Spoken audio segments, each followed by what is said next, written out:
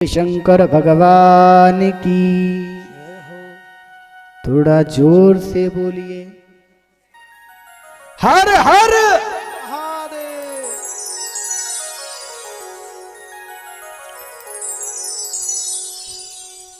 नारद जी बड़े प्रसन्न हैं।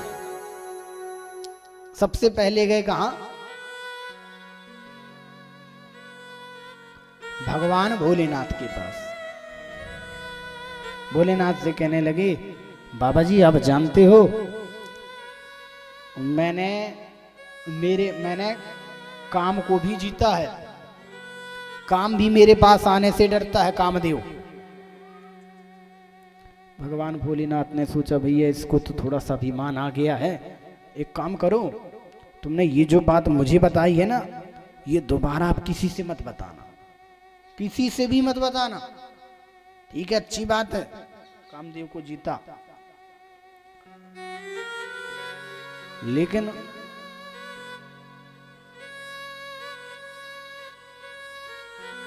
अच्छा एक बात और है, यदि हमसे कोई इंसान ये बोल दे या कोई व्यक्ति हमसे ये बोल देता कि भैया तुम ये काम मत करना, तो जब तक कर ना लो तब तक चैन भी नहीं पड़ती।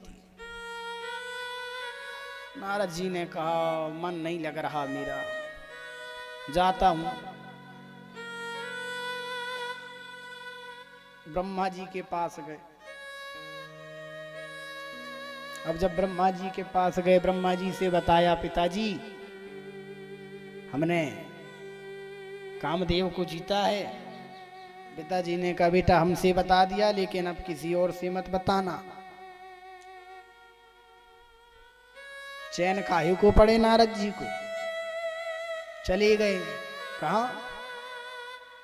गुरु के पास, जिनका नाम जप करते रहते हैं उन नारायण के पास चले गए। अब जब नारायण के पास गए, नारायण से कहा नारायण आपके पास तो कामदेव आ ही गया था, मेरे पास तो आने से भी डरता है।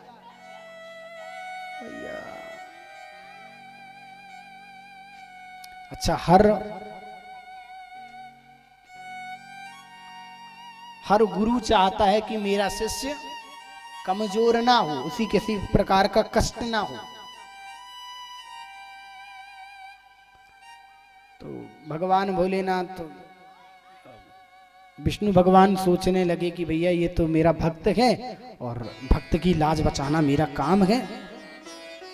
कहने लगे ठीक है। नारायण ने कहा ठीक है नारद, अच्छी बात है, भगवत कृपा है तुम्हारे ऊपर, लेकिन अब ये बात तुम किसी से बताना मत।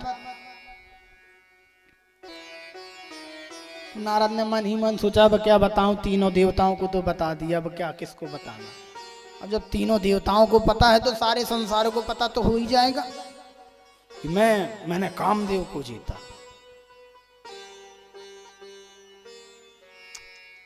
नारायण ने कहा भैया इसका ऐसे कल्याण नहीं होने वाला। नारायण ने अपनी एक सृष्टि रच दी अलग, मायापुरी। उस मायापुरी में एक राजा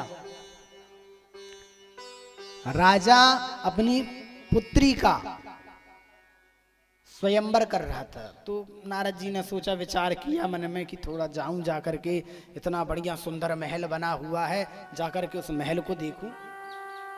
महल के अंदर प्रवेश किया तो और सुंदर झांकियां।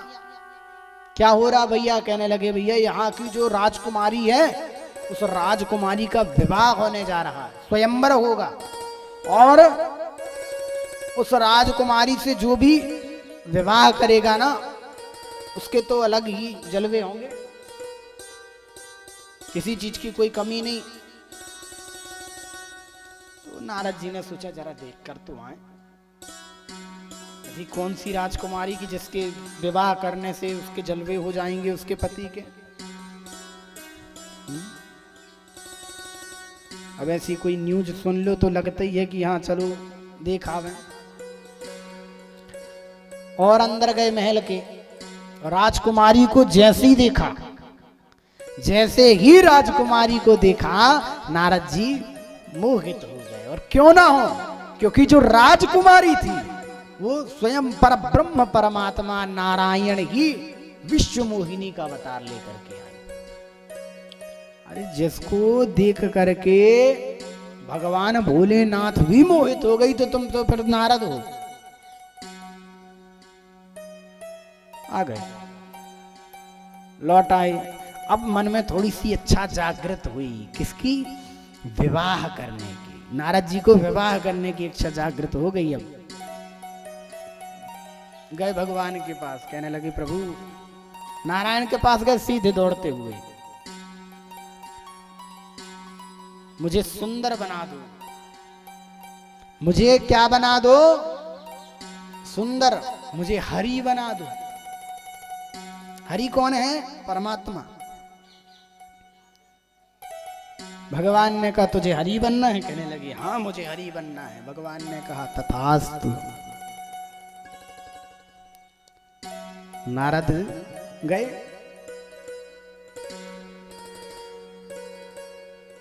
लेकिन उससे पहले हाथ जोड़ करके हरि बनने से पहले क्या प्रार्थना कर रहे थे नारद जी? जेगी विधिनाथ होई गीत मोरा, करहु सुवेग दास में तोरा।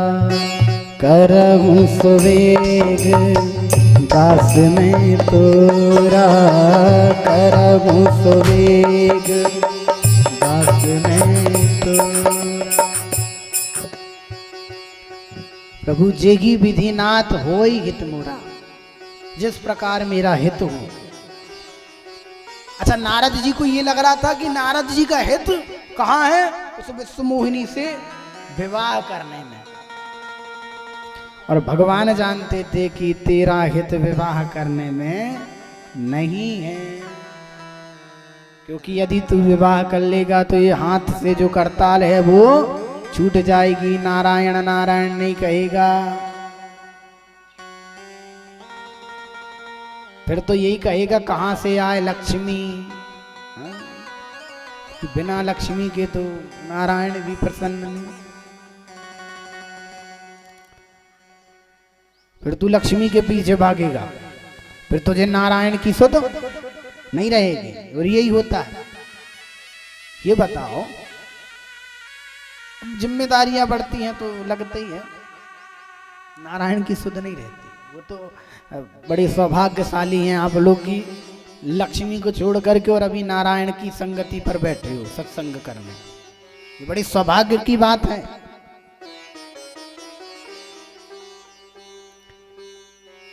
भगवान ने कह ही दिया तथास्तु, तेरा हित कायम है, जा। गए महाराज, बढ़िया बन ठन के। अच्छा, उस समय शीशा तो चलते नहीं थे कि देख लें जाके है ना में चेहरा। उस समय शीशा नहीं चलते थे। भगवान ने तथास्तु कह दिया, भगवान ने हरि बना दिया उसे। गए सभा में बैठे देवताओं के साथ।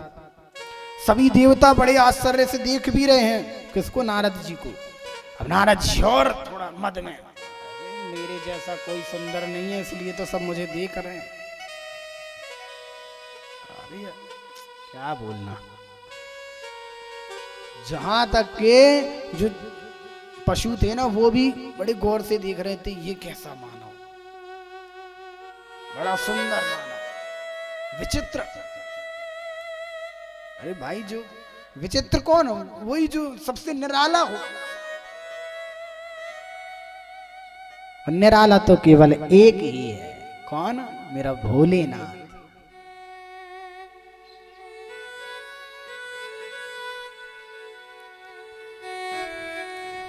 हो मेरे भोलेनाथ से निराला कोई और नहीं।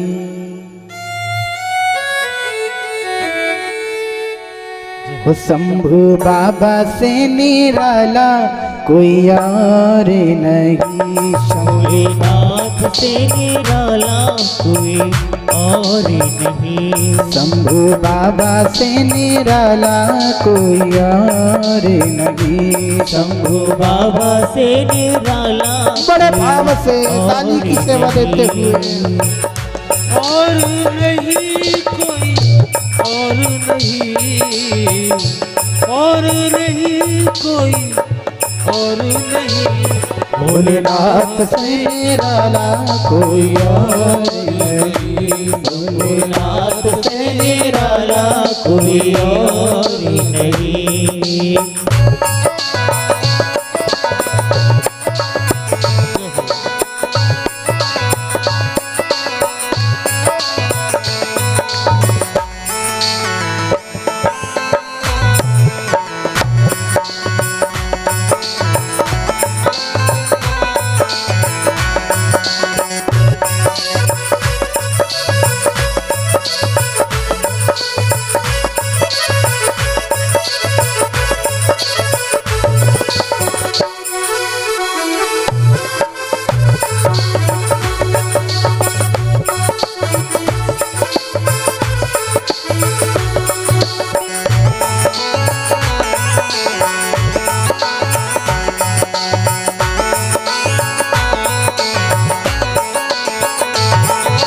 उनका डमरू डम डम बोले, अगम निगम के भेद है खोले। अगम निगम के भेद खोले, अगम निगम के भेद खोले। उनका डमरू डम डम बोले, अगम निगम के भेद है खोले। अगम निगम के भेद खोले, अगम निगम के भेद खोले। ऐसी डमरू को बजाने वाला कोई नहीं, ऐसी डमरू को बजाने वाला कोई नहीं। भोलेनाथ से निराला कोई और नहीं, भोलेनाथ से निराला कोई और नहीं। बड़े भाव से ताली की सेवा देते हुए और प्रेम से बड़ा हाथ उठा करके बोलेंगे हर हर।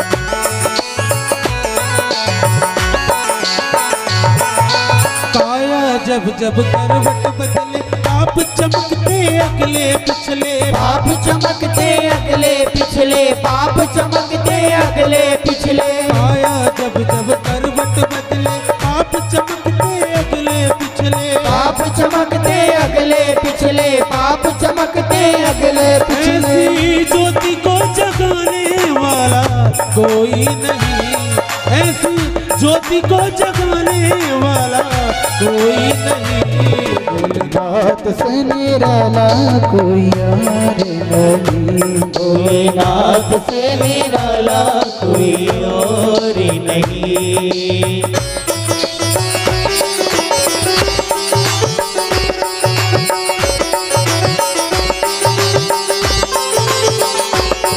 ओ शंकर मेरे कब होंगे दर्शन तेरे। ओ शंकर मेरे कब होंगे दर्शन तेरे। जीवन पथ पर सांझ सवेरे, जीवन पथ पर सांझ सवेरे। छाए हैं घनघोर अंधेरे, ओ शंकर मेरे कब होंगे दर्शन तेरे। ओ शंकर मेरे कब होंगे दर्शन तेरे।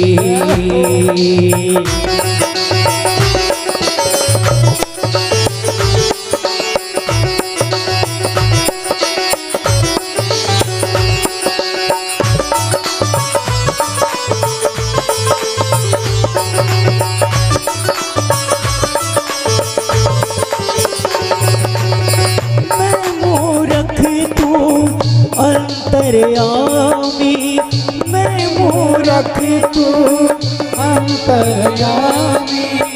मैं सेवक तू मेरा स्वामी, मैं सेवक तू मेरा स्वामी। काहे मुझसे नाता तोड़ा, घर छोड़ा, मंदिर भी छोड़ा, कितनी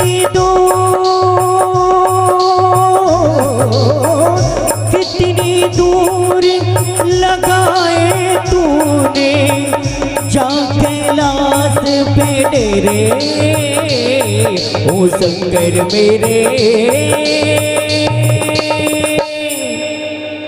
कब होगी दर्शन तेरे, ओ शंकर मेरे।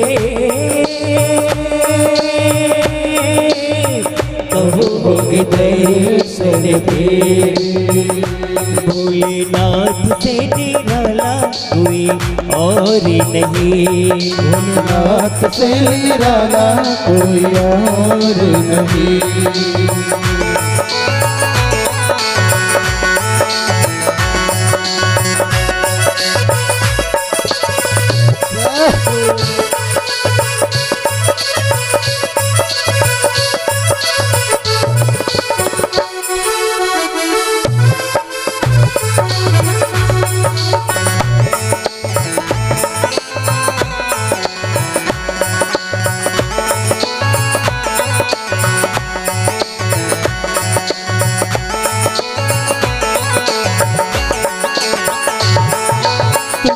जग का कष्ट मिटाया, मुझको स्वामी क्यों बिसराया, मुझको स्वामी क्यों बिसराया, मुझको स्वामी क्यों बिसराया। तुमने जग का कष्ट मिटाया, मुझको स्वामी क्यों बिसराया, मुझको स्वामी क्यों बिसराया, मुझको स्वामी क्यों बिसराया। अब तो मुझको बचाने वाला कोई नहीं, अब तो मुझको बचाने वाला कोई नहीं। भोलेनाथ से निराला कोई और नहीं, भोलेनाथ से निराला कोई और नहीं, भोलेनाथ से निराला कोई और नहीं, भोलेनाथ से निराला कोई और नहीं।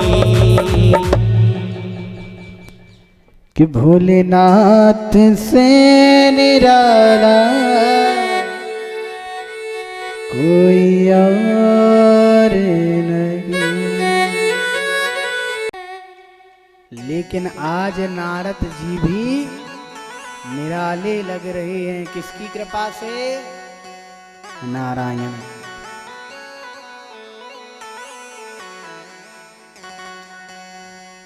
सब बैठ गए स्वयंवर के लिए। अच्छा, सबसे बड़ी बात ये, जहां स्वयंवर के लिए बैठे थे वो नारद जी की सबसे लास्ट वाली सीट थी। तो ऐसा पूरा चक्र बना है, जैसे सभा बैठती है ना, सभा बैठी हुई है, बिल्कुल अंतिम में बैठे हैं कहाँ? नारद जी। तो अब जैसे ही नारद जी के सामने आई विश्वमोहिनी, पहले तो एक बार देखा बड़े गौर से, 5-10 मिनट तक देखती रही। नारद जी ने सोचा कि कुछ तो बात है मेरे अंदर, खड़ी आई है माला लेके, 5 मिनट तक खड़ी आई, फिर आगे चली गई। तो थोड़ा सा उदास हो गए नारद जी, चली गई। लेकिन एक आस थी, आएगी लौट के, मैं ही हूं सबसे निराला, 5 मिनट तक मेरे पास खड़ी, मतलब कुछ तो क्वालिटी है। अब भ्रमण करती, मतलब पूरी सभा में दूसरे राजकुमार के पास गई, तीसरे राजकुमार, अच्छा जितने राजकुमारों के पास से निकलते जाएं उतने और प्रसन्न होते जाएं। अरे वो भी पसंद नहीं आया, मतलब मेरे से कम है, तीसरा भी नहीं आया, मेरे से कम है, चौथा भी नहीं, पूरी सभा में घूम ली, कोई नहीं पसंद आया, मतलब कहीं 1 मिनट भी नहीं रुकती, मेरे पास 5 मिनट रुक कर गई, घूम करके आए। और फिर जैसे तैसे आकर के, अब चूंकि परमात्मा है, परमात्मा क्या किसी को वर्ण करेंगे, पूरे में घूम लिए और कहने लगे कोई पसंद नहीं, चले गए। हम नारद जी बड़े दुखी उदास होकर के आ गए बाहर।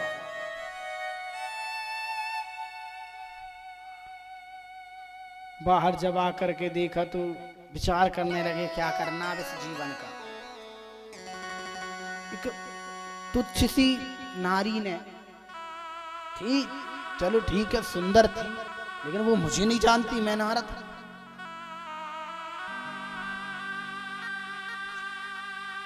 ऐसा लगता है कि चुल्लू भर पानी में डूब मरूं।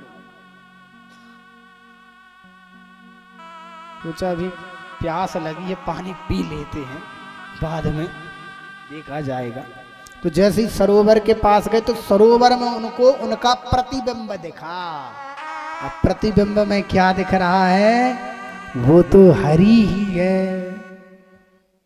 अब संदेह ही है कि हरि जैसा है तो फिर वर्ण क्यों नहीं हुआ, क्योंकि हरि भी दो हैं, एक हरि नारायण है और एक हरि है बंदर।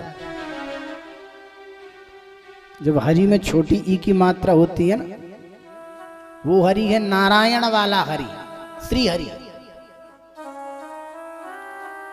और एक हरि बंदर का पर्यायवाची है जिसमें बड़ी ई की मात्रा है।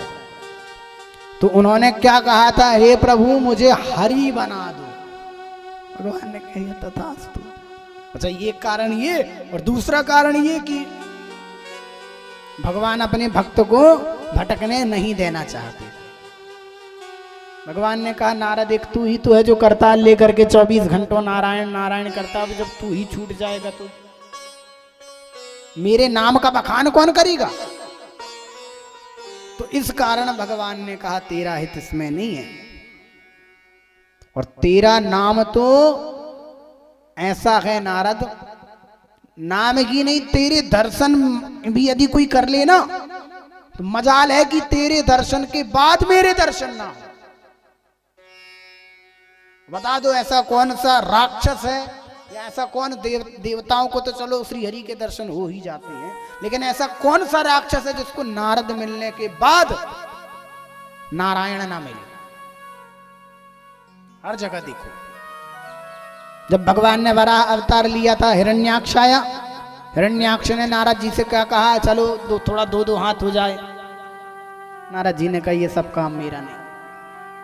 तो नारद जी से मिलने के बाद हिरण्याक्ष किससे मिला, वराह से।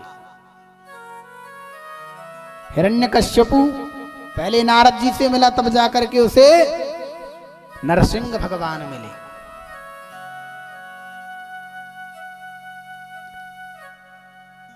अच्छा हमारे जबेरा एक तहसील है, जब दमोह आप जाओगे तो वहां पर नरसिंह भगवान का एक दिवाला है।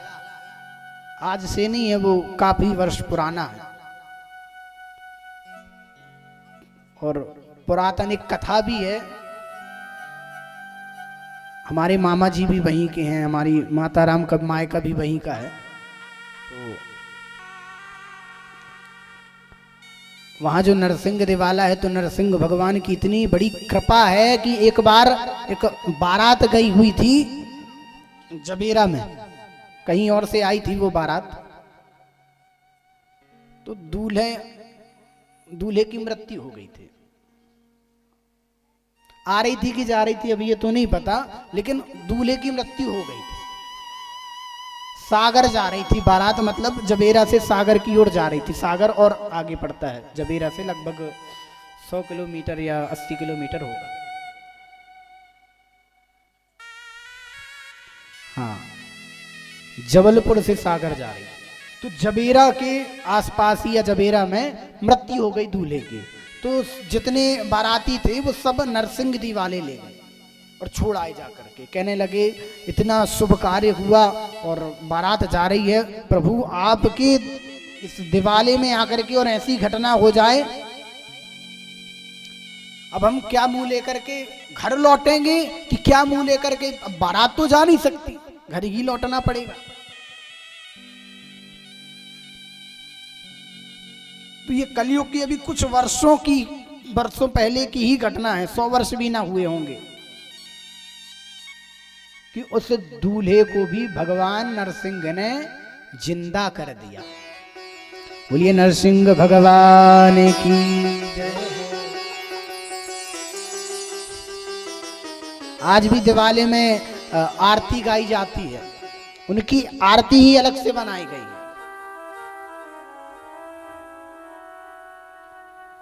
आए शरण तिहारी जय नरसिंह बेगारी,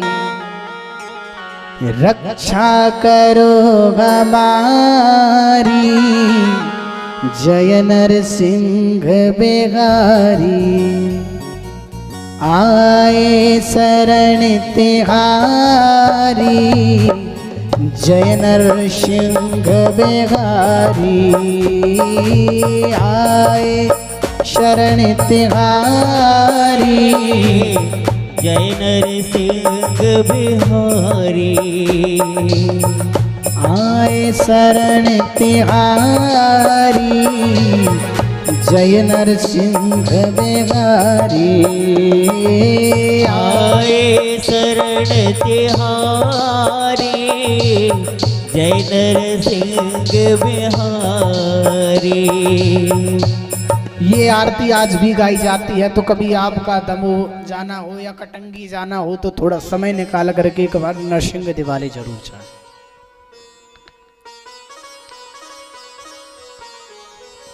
तो कहने का भाव ये है, नारद जी देखो अब कहां से बात कहां चली गई। ये सत्संग है, कब कहां से कहां चला जाए कोई कह नहीं सकता। अब ये विचार करके तो आए नहीं थे कि ये बोलना है। वो तो हनुमंत लाल जी महाराज हैं कि उनको क्या अच्छा लग रहा है।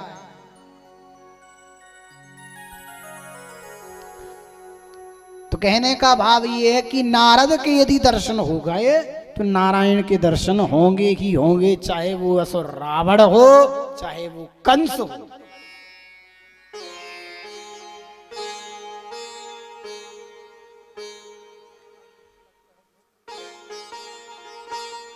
और आज नारद जी को बड़ा क्रोध आया। अच्छा एक बात बतला दें, काम क्रोध लोभ मोह और मत्सर, काम क्रोध लोभ मद मोह, ये 5 चीजें हैं। काम अर्थात हमारी इच्छा, इसको गौर से सुनिएगा। बोल शंकर भगवान की, भोलेनाथ की, भैरव बाबा की। जो जय नहीं बोलेगा तो उसके सपने में भैरव बाबा तो जरूर आएंगे। अब ये आपको डिसाइड करना है कि भैरव बाबा को सपने में लाना चाहते हो कि हमारे भोले बाबा को।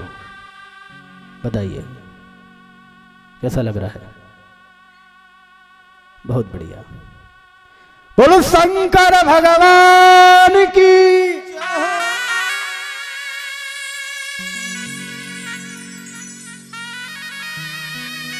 तो कहने का भाव,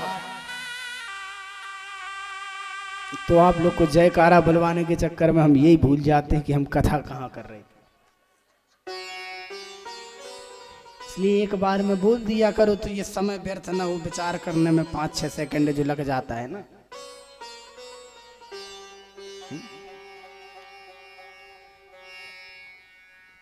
ये भी प्रश्न उठ रहा होगा कि क्यों बुलवाते हो महाराज जब भूल जाते हो। शांत बैठे रहो करो, अब क्या करें,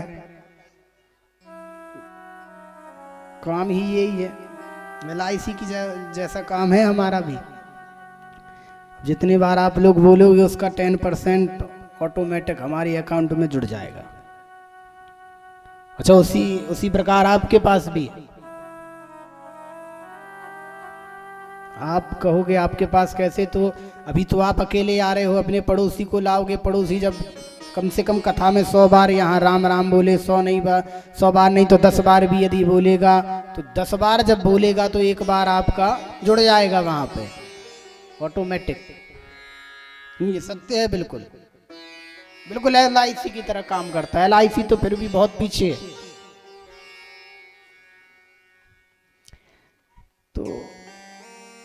नारद जी क्रोधित हो गए और भगवान विष्णु को श्राप दे दिया।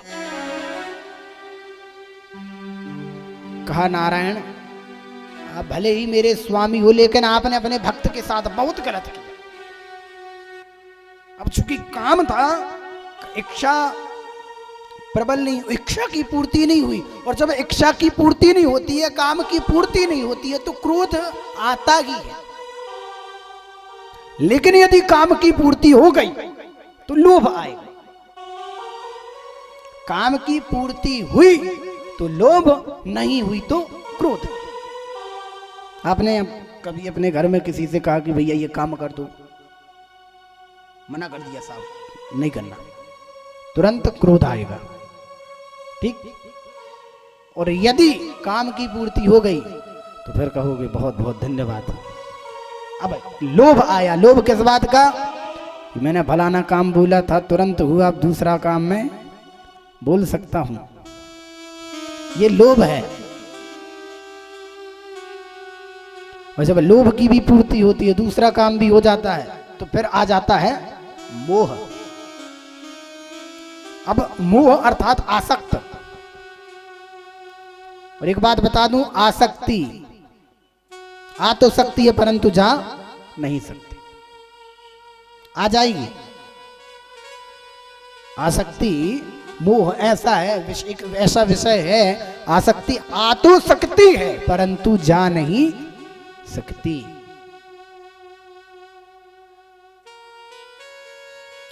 तो ये सबके अलग अलग चरण हैं, काम, क्रोध, लोभ, मोह और मत्सर। मत्सर की क्या परिभाषा है? मत्सर होता है जो अंदर ही अंदर आपको काटे। मत्सर और मच्छर, मच्छर जानते हैं ना, काटने वाला, बाहर से जो काटता है, बाहर से काटता है मच्छर और अंदर से काटता है मत्सर। मत्सर कहते हैं ईर्ष्या को, जलन को। फलाने ने 4-4 बंगले बना लिए, हमने एक भी नहीं बनाया, ये मत्सर है आपके अंदर का। आपके अंदर जलन की भावना आ गई कि फलाने ने 4-4 बना ली और हमने एक भी नहीं बनाया, ये है ईर्ष्या, ये है जलन। एक बार की बात है, एक व्यक्ति था, भगवान को प्रसन्न किया, ब्रह्मदेव को। अच्छा ब्रह्मा जी हैं ही, अच्छा बुजुर्ग आदमी ब्रह्मा जी, दाढ़ी वाले हैं, तो सब लोग उन्हें बुजुर्ग ही कहते हैं। तीनों देवताओं में सबसे बुजुर्ग देखने में कहा जाए तो। वैसे तो अब साक्षात अब ज्योतिर्लिंग सबसे बड़ा। तो ब्रह्मा जी प्रसन्न हुए, ब्रह्मा जी ने कहा भैया वरदान मांगो, लेकिन एक शर्त पर, जो तुम मांगोगे उससे दुगना तुम्हारे पड़ोसी को मिलेगा, मांगो। अब जिसने तपस्या की इतने वर्षों तक, विचार करने लगा भैया हमने इतने वर्षों तपस्या की और हमको जो है एक वस्तु दी जाएगी, और हमसे डबल हमारे पड़ोसी को, जो कि उसने कुछ नहीं किया। फिर भी मन में बात भुला दी, कहने लगा चलो ठीक है, जाने दो, हमें तो मिल रहा। ब्रह्मदेव जी को प्रकट किया, मुझे एक कार चाहिए, एक बंगला चाहिए, एक गाड़ी चाहिए, नौकर चाकर चाहिए। ब्रह्मा जी ने कहा तथास्तु। एक गाड़ी हो गई, बंगला हो गया, दास दासियां आ गए। बाजू में देखा तो 2-2 बंगले, 2-2 गाड़ी, दास दासियों की भीड़ लगी। भैया ईर्ष्या तो भरी थी, जलन तो थी, हमने इतना सब किया। भाव नहीं आ जाता कभी कभी, हम तो इतना कर रहे हैं, लेकिन फिर भी हमारे साथ ऐसा हो रहा है, बाजू वाले के साथ और अच्छा हो रहा है, हमारे साथ आधा हो रहा है, उसके साथ पूरा हो रहा है।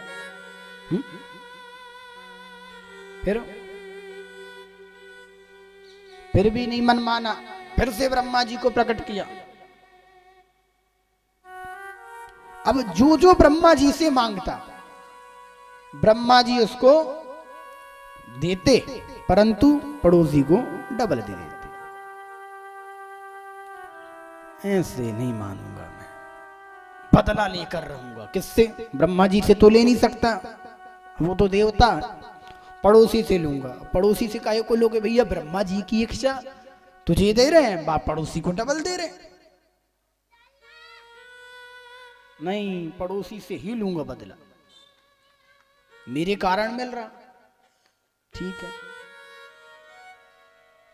अब फिर से ब्रह्मा जी को प्रकट करता है तीसरी बार। कहता प्रभु, ये जो वरदान मांग रहा हूं, वरदान तो कभी खाली जाता नहीं, लेकिन धोखे से यदि आपके मन में विचार आया, बदलना नहीं है वरदान को, मैं बोलूं तो भी नहीं बदलना। ठीक है, नहीं बदलूंगा। वरदान में क्या मांगता है? प्रभु मेरी एक आंख को फोड़ दो,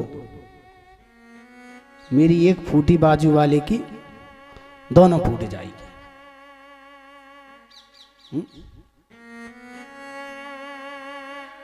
तो ये ईर्ष्या, जलन, मत्सर। तो नारद जी को क्रोध आया था, क्रोध में भगवान को ही श्राप दे दिया। प्रभु आपने मेरा बहुत बड़ा हास्य किया, आपने मेरे साथ गलत किया। जाओ, मैं आपको श्राप देता हूं कि जिस प्रकार आपने मेरा मुख बंदर का बनाया है, आगे चल करके ऐसा समय आएगा कि आपको इसी बंदर के मुख की जरूरत पड़ेगी। और जिस नारी के लिए मैं आज दुखित हुआ, उसी नारी के लिए, उसी पत्नी के लिए आप वन वन में भटकोगे। अच्छा, ब्राह्मण का वचन कभी भी असत्य नहीं होता। अब उस श्राप को चाहे आप अभिशाप मानो और चाहे आप वरदान मांगो, ये आपके ऊपर डिपेंड करता है। लेकिन नारायण तो फिर भी हंस रहे। नारायण के मुख से थोड़ी भी मुस्कुराहट नहीं गई, क्योंकि नारायण तो जानती थी नारायण को तो चाहिए, क्योंकि उसके पीछे बहुत सी लीलाएं छुपी हुई हैं। यदि उनको ये श्राप ना दिया होता वन वन में भटकने का, तो अहिल्या का उद्धार कैसे होता? सबरी के बेर कैसे खाते? केवट का उद्धार कैसे होता?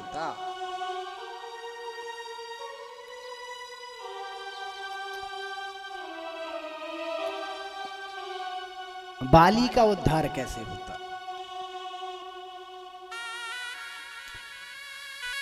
तो भगवान की तो ये लीलाएं हैं, भगवान स्वयं ही लीला करते हैं।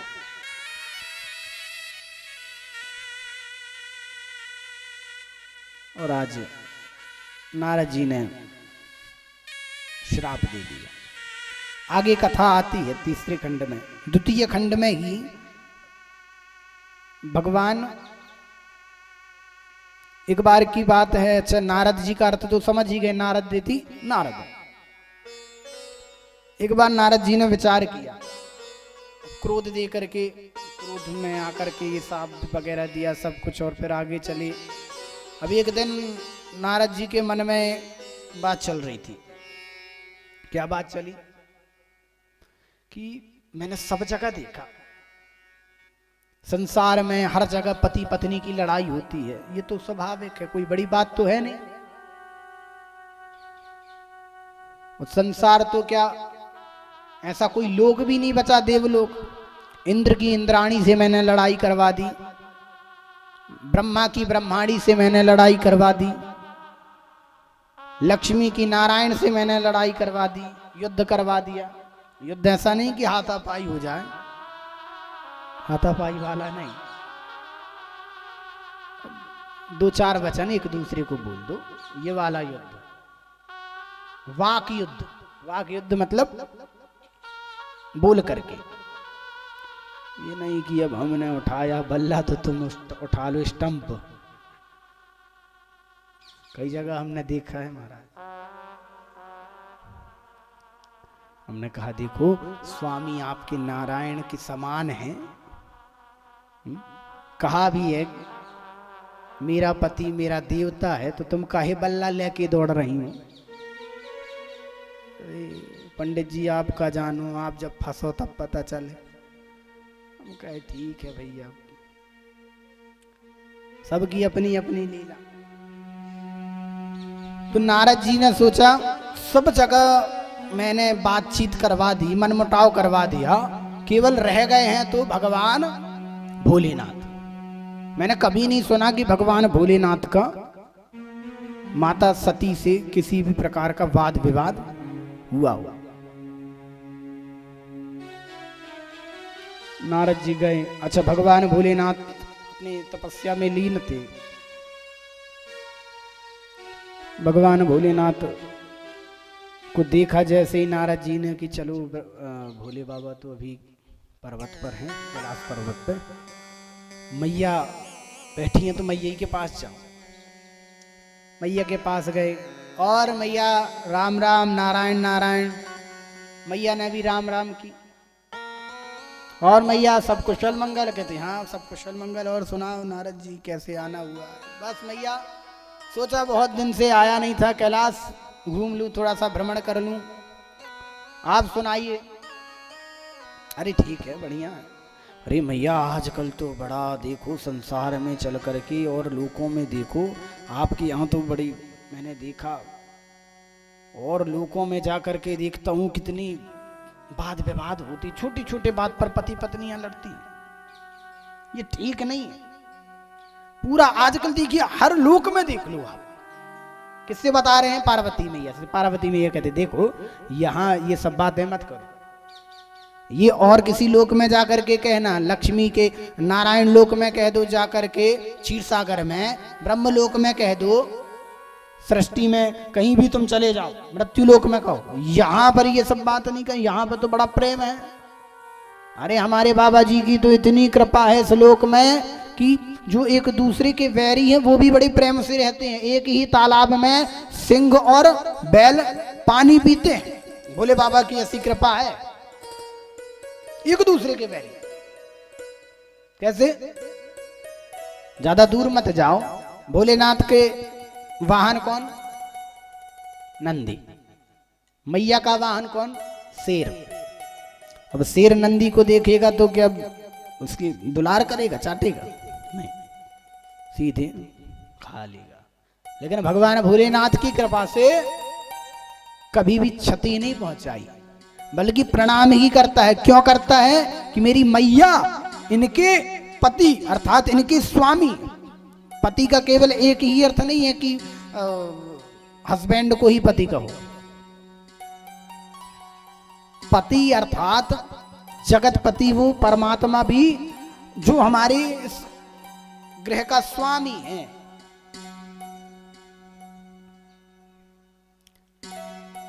तो आपके स्वामी और मेरे स्वामी, अर्थात मेरे स्वामी, सिंह कह रहा है कि मेरे स्वामी है कौन? मेरी मैया, क्योंकि वही मुझे चलाने वाली है।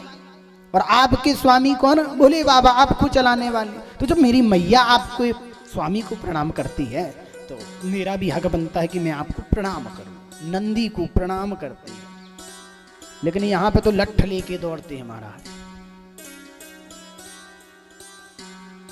थोड़ी सा गेहूं क्या यदि खा जाए तो ले टांग तोड़ दिए। भैया तुम्हारा गेहूं तो लौट आएगा, टांग आएगी लौट के? अरे नहीं महाराज, ऑपरेशन होने लगी तो क्या ऑपरेशन में पैसा नहीं लगेगा? वही पैसे की तो तुम कितनी गेहूं खिला देते। नहीं,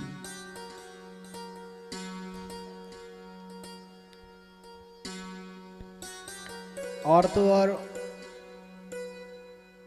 अब ये तो चलो माता पिता का प्रेम है, इसलिए एक दूसरे से ये भी प्रेम कर रहे हैं, कभी किसी को क्षति नहीं पहुंचाई। बच्चों में तो लड़ाइयां हो ही जाती हैं, बच्चों को क्या ज्ञान। लेकिन यहां पर देखिए कार्तिकेय का वाहन कौन? मोर। और भगवान भोलेनाथ के गले में गाय की माला है, सर्प की। लेकिन यहां पर भी बड़ा प्रेम। कभी मोर ने सर्प को क्षति नहीं पहुंचाई। भगवान भोलेनाथ का हार है वो। एक बार एक सभा में भगवान भोलेनाथ गए तो लोगों को देख करके बड़ा विचित्र लगा, लेकिन अब चूंकि स्वामी है तो सब भगवान की बड़ी सराहना करते हैं। और कभी किसी ने ये नहीं कहा कि आपके गले में सांप है, बल्कि यही कहते थे देखो कितना कितना सुंदर हार है। भगवान को नागेंद्र भी कहा गया। नागेंद्रघाराय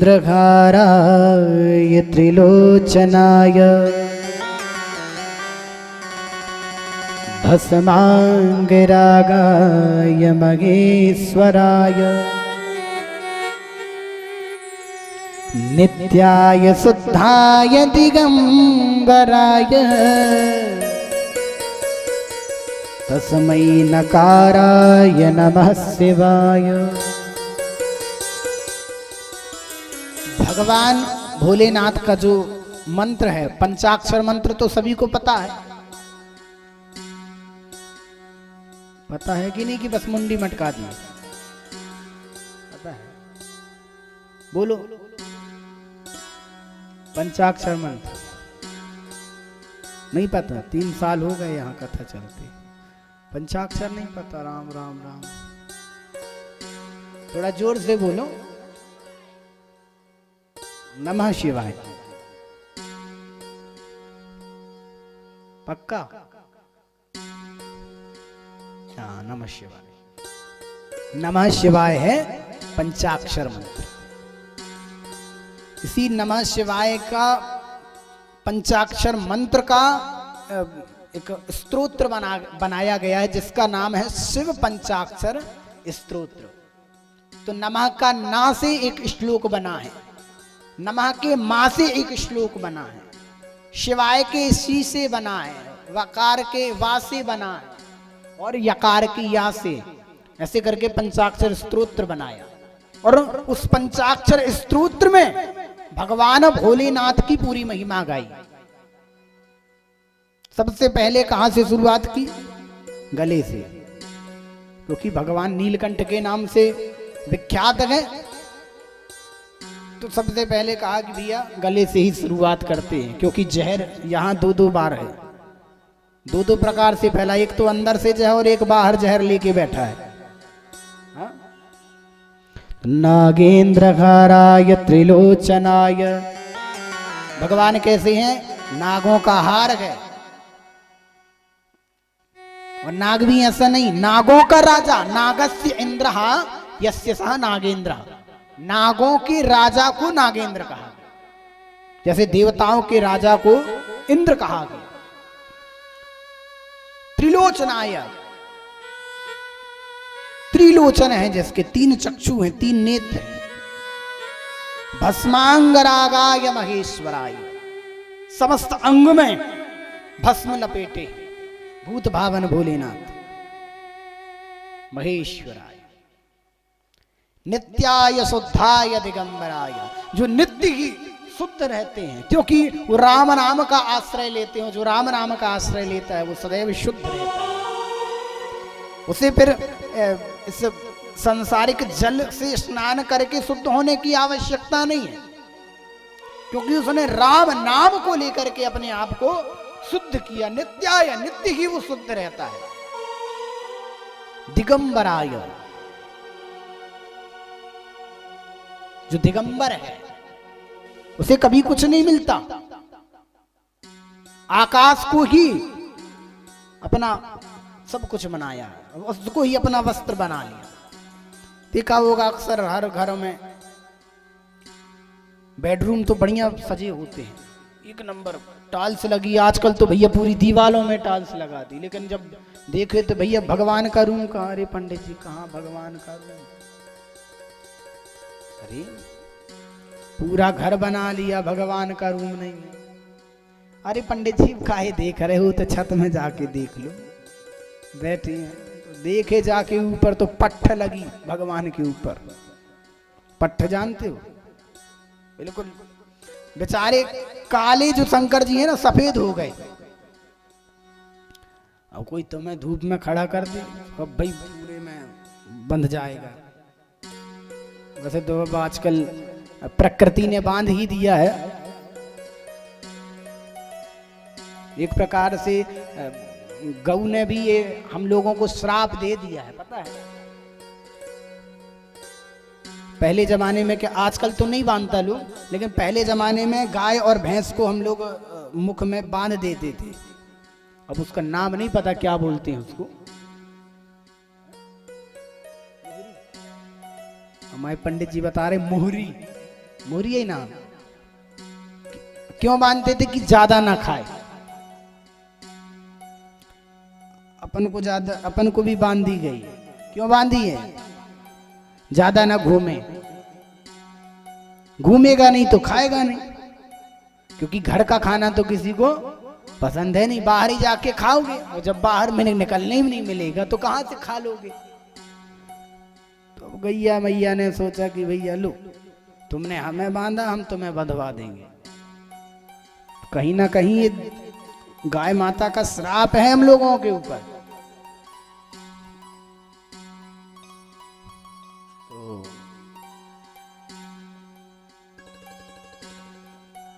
अब बेचारी नागेंद्र हाराय त्रिलोचनाय भस्मांगरागाय महेश्वराय नित्याय शुद्धाय दिगंबराय तस्मै नकाराय नमः शिवाय। ऐसे नकार रूपी परमात्मा को हम प्रणाम करते हैं। नमः शिवाय। मंदाकिनी सलिल चंदन चर्चिताय नंदीश्वर प्रमथनाथ महेश्वराय मंदार पुष्प बहु पुष्प सुपूजिताय तस्मै मकाराय नमः शिवाय। मंदाकिनी सलिल चंदन चर्चिताय।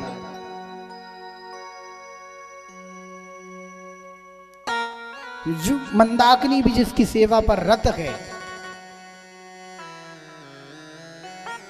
नंदीश्वर प्रमथनाथ महेश्वराय, नंदीश्वर भी जिसकी सर्वप्रथम पूजा करता है। कैलाश में जितने भी गण हैं तो सबसे मुख्य गण है कौन? नंदी। वैसे तो अधिकतर हम लोग सभी का नाम जानते होंगे, नंदी भृंगी श्रृंगी ये जितने गण हैं। भगवान के एक और गण हुए, शायद उसका नाम कोई जानता नहीं होगा, आगे शिव पुराण में कथा आएगी, लेकिन हो सकता है समय के अभाव के कारण ना बता पाए, तो अभी सूक्ष्म रूप में बता देते हैं। कण्व नाम के एक गण थे भगवान भोलेनाथ के। क्या नाम था? कण्व। कथा आती है कि भील नाम का, मतलब भीम नाम का एक भील था, चूंकि सरल था, बड़ा निर्मल था, उसको ये नहीं पता था कि भगवान क्या लेते हैं और क्या नहीं लेते, क्या स्वीकार करते हैं क्या नहीं करते। तो एक बार देखा तो भगवान भोलेनाथ बैठे हुए थे, सोचा कुछ भगवान को प्रसाद चढ़ा दूं। क्या चढ़ाऊं? कुछ नहीं मिला। तो गया तो एक पशु की, शुअर का पशु, शूकर, उसको मारा और उसका मांस निकाल करके, छोटा सा मांस भगवान शिवलिंग के ऊपर चढ़ा दिया। प्रभु पाओ, चला गया। अब जब पुजारी आया, पुजारी ने देखा, राम राम राम राम, भगवान भोलेनाथ के ऊपर ये किसने मांस चढ़ा करके किया है। अब कौन इसे हटाए? आसपास देखा, कोई नहीं मिला। तो पंडित जी ने सोचा अब जब कोई नहीं है तो मैं ही कर दूं। तो पंडित जी ने फिर उसे जैसे तैसे उठाया, किसी पत्ते के सहारे, अब मांस छू तो सकते नहीं थे, तो पत्ते के सहारे उठाया, फिर उसे फेंका, फिर पूरा शिवालय को धुला, उसके बाद फिर स्वयं स्नान किया, आचमन किया, और आचमन करने के बाद फिर भगवान की पूजा, चला गया। दूसरे दिन पुनः वो भील आया। भील ने देखा, अरे मेरा तो जो मैंने प्रसाद दिया था भगवान को, वो तो वो बड़ा ग्रहण नहीं किया, हो सकता है भगवान को अच्छा ना लगा होगा। तो अब दोबारा किसी दूसरे मृग का वो लेकर के आया मांस, उसमें बढ़िया शहद कि थोड़ा सा मीठा रहेगा तो थोड़ा अच्छा लगे, शहद लिपटा करके भगवान चढ़ा दिया।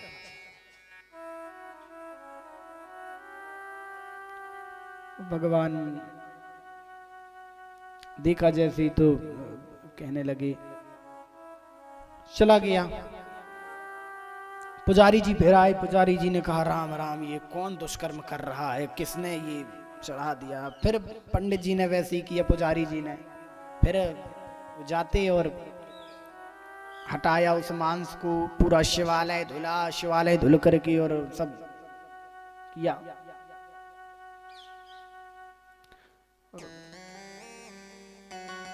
चले गए। अब पुजारी जी ने मन ही मन ये संकल्प लिया, आज तो मैं छिप करके देखूंगा कि कौन है आखिर आकर के ऐसा दुष्कर्म करने वाला, कि मैं भी देखूं। तुरंत भगवान आकाशवाणी की, भगवान भोलेनाथ ने आकाशवाणी की, हे पुजारी, ये जो भी भक्त है पहले तू इस भक्त को देख, उसके बाद तेरा जो मन करे वो करना, पहले इस भक्त की याचना को दे। और आज क्या किया, आज जैसे ही पुनः तीसरी बार पशु का पुनः उसने मांस लेकर के आया और चढ़ाने के लिए जैसे ही जा रहा था, तो भगवान के एक नेत्र से रक्त की धार बह रही थी, नेत्र से रक्त की धार बह रही थी। तो उस भील के मन में विचार आया कि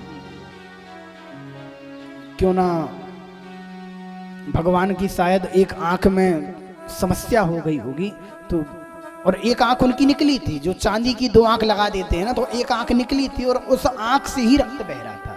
तो उसने मन में विचार किया, उसके अंदर ये भाव आया कि भगवान की एक आंख चली गई है, फूट गई है, इसलिए रक्त बह रहा है। तुरंत उसने अपने बाण से अपनी आंख को निकाला, एक आंख को निकाल करके और चिपका दिया, और चिपका करके जैसे ही चिपका करके और उसने अपना हाथ हटाया, तो भगवान का दूसरे नेत्र से रक्त की धारा बहने लगी। अब बेचारा मन ही मन सोचने लगा, क्या करूं, काम करता हूं, ये दूसरा नेत्र भी निकाल करके भगवान को समर्पित कर देता हूं और उसी आंख में लगाऊंगा। अब जब दूसरी आंख निकाल लेगा तो लगाएगा कैसे, दिखेगा ही नहीं जब। तो उसने क्या किया, आज भगवान के नेत्र पर उसने अपनी पैर के अंगूठे को लगाया। जब हमें कुछ सहारा नहीं मिलता तो हम एक आलोचना करते हैं ना कि कैसे करें, तो उसने एड़ी लगाई, पैर के अंगूठा लगाया और अंगूठा लगा करके, और अब एक तीर से, एक हाथ से तीर को पकड़ा और एक हाथ से अपने हाथ पकड़ लिया कि आंख गिरे ना निकलते समय, क्योंकि गिर जाएगी यदि तो फिर ढूंढूंगा कैसे नीचे से। तो जैसे ही तीर लगा करके उसने निकालना चाहा, भगवान भोलेनाथ प्रकट हो गए। बोलो शंकर भगवान की। कहने लगे, भील तू ये क्या करने जा रहा है। कहने लगे, भगवान प्रभु आपकी ये एक आंख और फूट चुकी थी, तो मैंने सोचा मैं आपको दे करके मैं क्या करूंगा। अरे मुझे तो केवल अपने आप को देखना, अपने परिवार को देखना, लेकिन आप तो सारी सृष्टि को, सारी जगत को देखने वाले हो।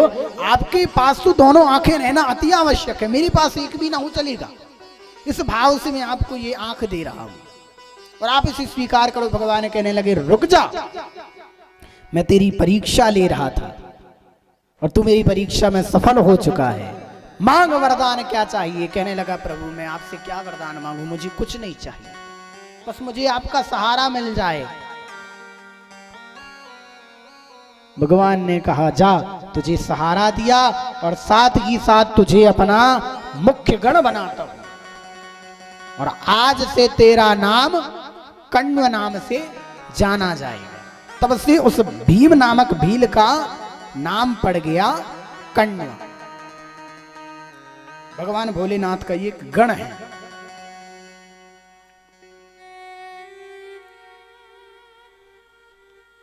अब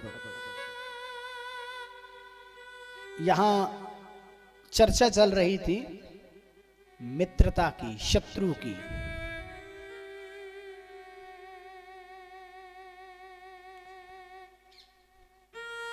नंदीश्वर प्रमथनाथ महेश्वराय, मंदार पुष्प बहु पुष्प सुपूजिताय। मंदार के पुष्प से सुशोभित होते हैं भगवान भोलेनाथ। तस्मै मकाराय नमः शिवाय। शिवाय गौरी प्रदनाब्ज वृंद, सूर्याय दक्षा ध्वरनासिकाय, श्री नीलकंठाय वृषध्वजाय, तस्मै शिकाराय नमः शिवाय। अब एक एक श्लोक के अर्थ करेंगे तो पूरी कथा ऐसी ही हो जाएगी, हमें तो लग रहा है। पाँच बज चुका है, आगे चलते हैं।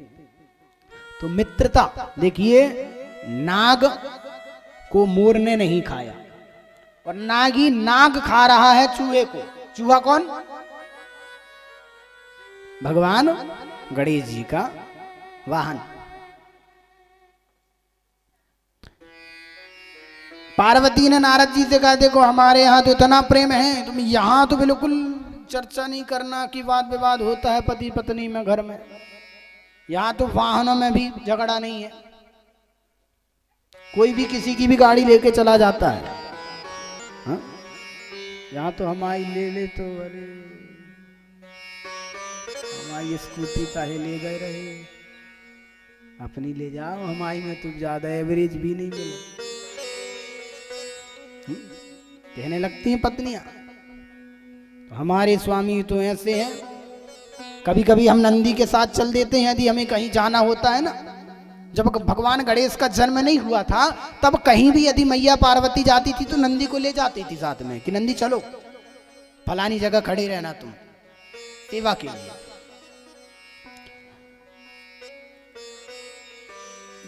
नारद जी ने कहा अच्छा, और कितना, बिल्कुल भेदभाव नहीं कहते, नहीं बिल्कुल भेदभाव नहीं। अरे हमारे भोले बाबा तो इतने भोले हैं कि जो गुरु मंत्र होता ना, गुरु मंत्र उसको कोई बताता नहीं है, वो तो अपनी पत्नी मेरे को बता देते हैं। गुरु मंत्र अपनी पत्नी से नहीं बताना चाहिए, वो तो मुझसे भी बता देते, इतने भोले हमारे बाबा। अच्छा मैया, फिर तो बाबा ने ये भी बताया होगा कि ये मुंडों की माला काहे पहनती। सत्य बिल्कुल रह गई मैया पार्वती, ये तो नहीं बताया।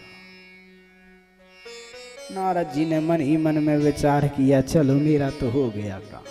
तो ठीक है मैया, जब नहीं बताया कोई बात नहीं, चलो ठीक है मैया मैं जाता हूं, अभी मुझे और भी जगह जाना। चिंगारी तो लग गई, चल दिए। अब बेचारी मैया विचार कर रही हैं, मुंडों की माला तो मैंने कभी पूछा ही नहीं, सही है। वो भोले बाबा बेटे को कितने कपटी, आज तक ना बताया मेरे को।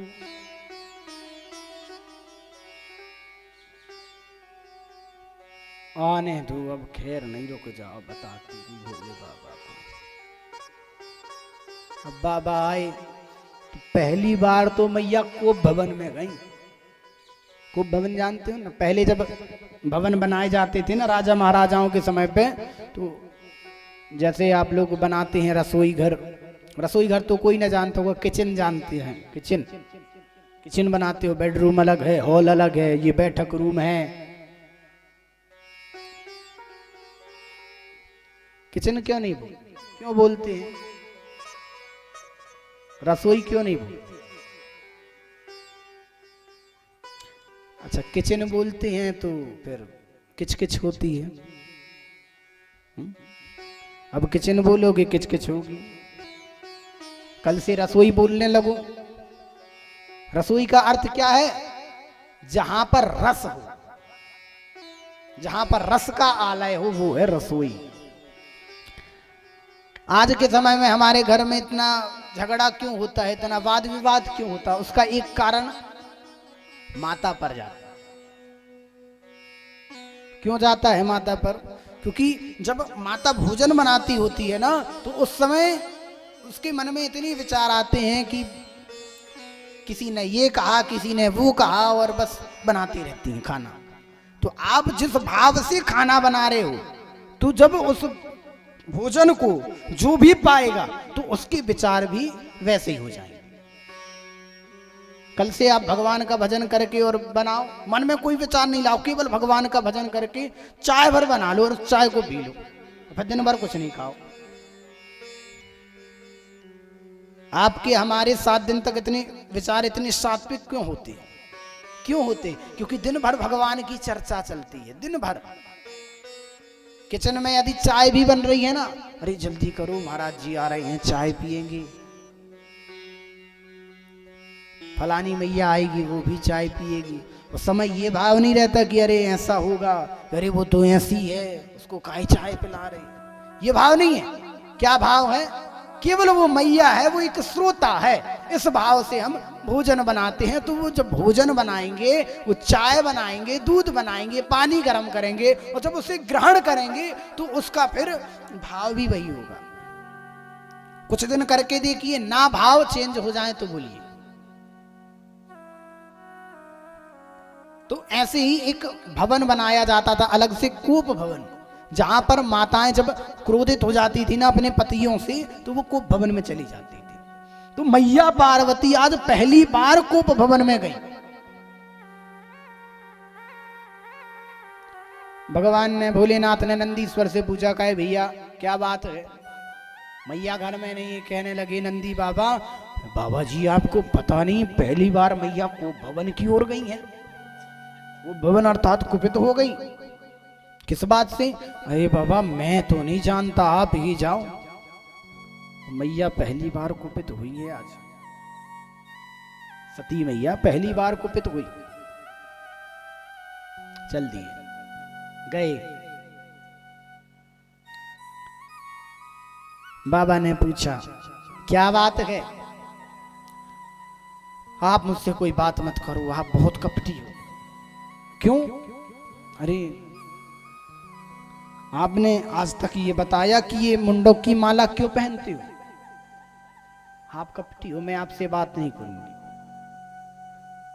बाबा ने कहा देखो सती, तुमने कभी पूछा नहीं तो हमने कभी बताना जरूरी समझा नहीं। तुम पूछती तो हम बता देते, तुमने नहीं पूछा, आज पूछ रही हो, बता देती हूँ।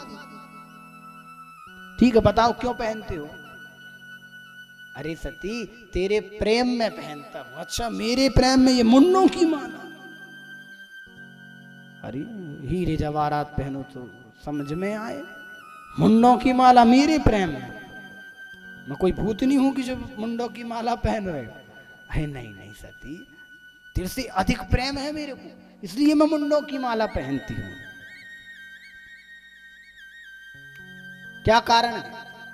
देख सती, ये जो मुंडों की माला है ना, ये ऐसी वैसी माला नहीं है, ऐसी वैसी मुंड नहीं है ये। तो इस मुंडों के अंदर का हीरे लगे? नहीं, ये मुंड साक्षात तेरे पूर्व जन्म के मुंड हैं।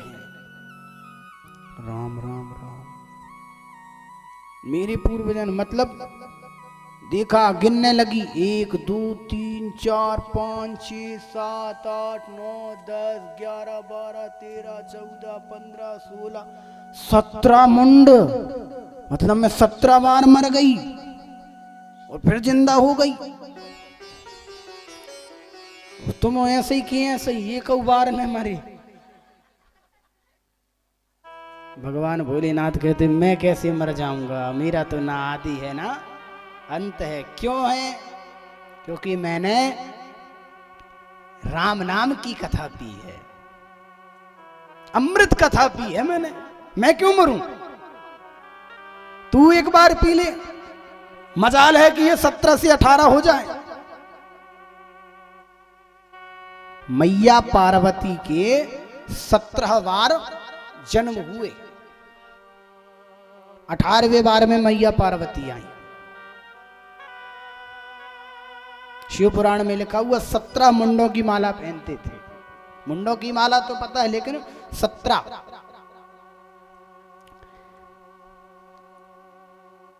आगे शिव पुराण में गुण निधि चरित्र आता है। उस गुण निधि चरित्र में बतलाए गए हैं पार्वती मैया के 17 नाम, उनके प्रतिबिंब। पहली मैया का नाम है शिवा, शिव की पत्नी। कालिका, एक बार कालिका के रूप में चंडिका, भद्रा, चामुंडा, विजया, जया, जयंती, भद्रकाली, दुर्गा, भगवती, कामाख्या, कामदा, अंबा। ये वही अंबा है जिसकी हम लोग आरती करते हैं, जय अंबे गौरी। जय श्यामा गौरी। श्यामा भी वही है, भगवान भोलेनाथ की पत्नी का ही नाम श्यामा।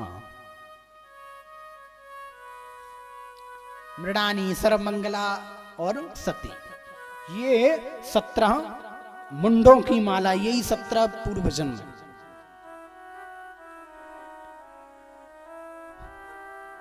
हाँ, अच्छा है प्रभु, आप कपटी नहीं, तुम तो महाकपटी हो। कपटी नहीं हो, महाकपटी। अरे एक बार मरे रहे, दूसरी बार में बता देते कि सुन लो हमार कथा। 17 बार का ये भोलेनाथ ने कहा, देखो ये तो सब नारायण की माया है। अब यदि बार बार जन्म नहीं लोगी, बार बार मृत्यु को प्राप्त नहीं होगी, तो ये संसार कैसे चलेगा।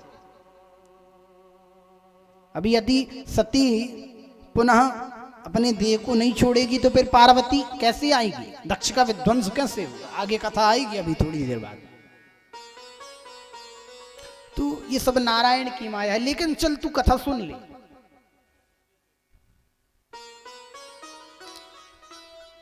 और फिर मैया सती ने आग्रह किया, महादेव जी से बोली, एक दिन महासती, महादेव जी से बोली, एक दिन महासती, महादेव जी से बोले, एक दिन महासती, महादेव जी से बोली, एक दिन महासती, महादेव जी से बोले, एक दिन महासती,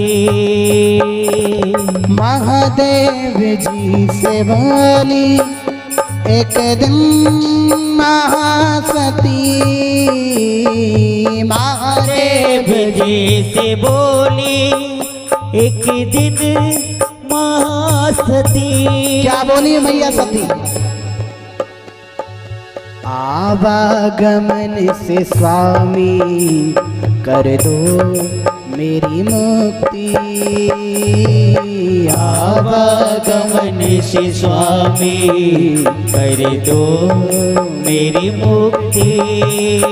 हे महादेव, जिस प्रकार आपका आवागमन नहीं होता, ना आप जन्म लेते हैं, ना आप मरते हैं, ना आपका आदि है, ना आपका अंत है, इसलिए मेरा आदि हो जाए चलेगा, परंतु मेरा अब अंत ना हो। इसलिए मैया पार्वती से मैया सती अब आग्रह कर रही भगवान भोलेनाथ से, बड़े भाव से तालियों की सेवा देती हो। बोलो शंकर भगवान की।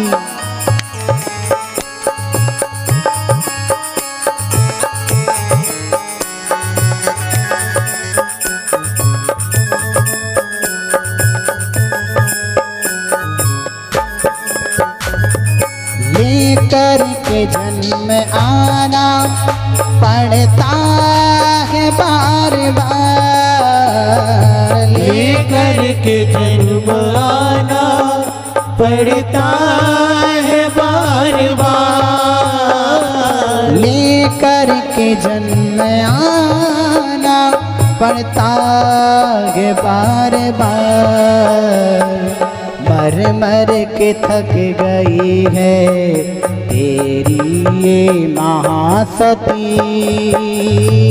मर मर के थक गई है तेरी महासती। महादेव जी से बोली एक दिन महासती। महादेव जी से बोली एक दिन बड़े भाव से। महासती।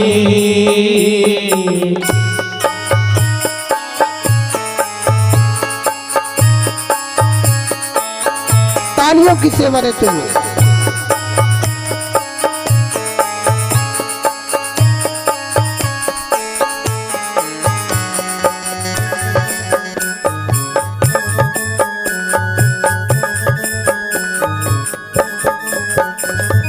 कर दो अमर हमें भी सुना कर अमर कथा। कर दो अमर मुझे भी सुना कर अमर कथा। कर दो अमर हमें भी सुना कर अमर कथा। त्रिलोकीनाथ अब तो सुन लो मेरी विनती। तेरे लोकीनाथ भोले सुन लो मेरी विनती। आवागमन से स्वामी कर दो मेरी मुक्ति।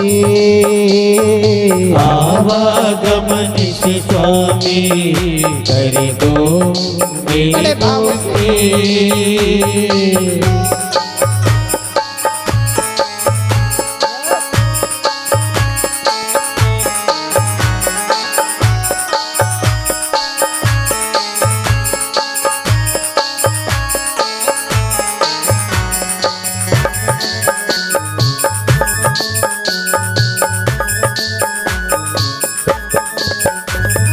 तेरे हाथ में स्वामी जो कर सके कर दे।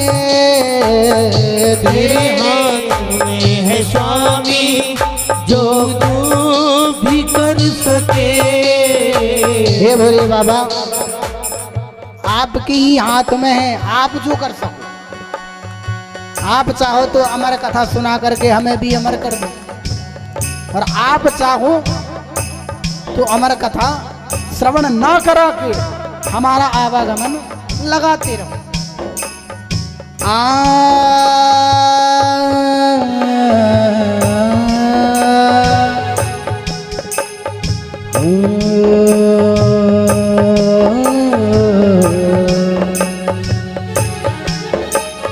तेरे हाथ में स्वामी जो कर सके कर दे। तेरे हाथ में स्वामी जो कर सके कर दे। तेरे हाथ में स्वामी जो कर सके कर दे। बिछड़ू न तुमसे कभी मेरे हो प्राणपति। छुड़ू न पल भी तुमसे मेरे प्राणपति। आवागमन से स्वामी कर दो मेरी मुक्ति। आवागमन से स्वामी कर दो मेरी मुक्ति। महादेव जी से बोली एक दिन महासती।